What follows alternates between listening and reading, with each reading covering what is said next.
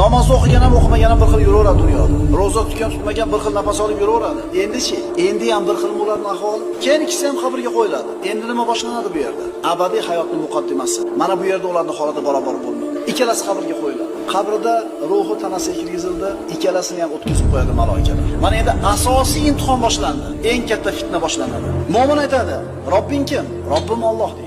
"Dining nima?" "Dinim islom." "Sizlarning oranglarga bir kishi yuborilgan.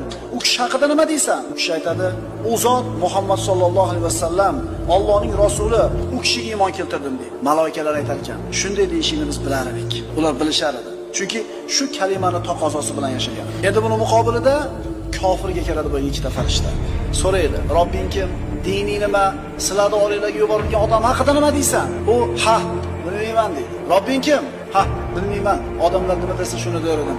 "Dining nima?" "Ha, bilmayman." U haq degani qo'rqayotganligini belgisi. Sizlarning oranglarda bir kishi yuborilgan. "Nima deysan u haqida?" "Ha, odamlar nima desa men ham shuni aytganman" deydi. Farishtalar aytadi: "Bilmading, o'qimading. Haqni bilmading, Qur'on o'qimading." So'ngra temirdan bo'lgan ko'zi bilan boshiga shunday uradi, shunday qichqirib turpoqalanib ketadiki, inson va jin toifasidan boshqa hamma maxluqotlar uning ovozini eshitadi. Faqat inson bilan jin eshitmaydi.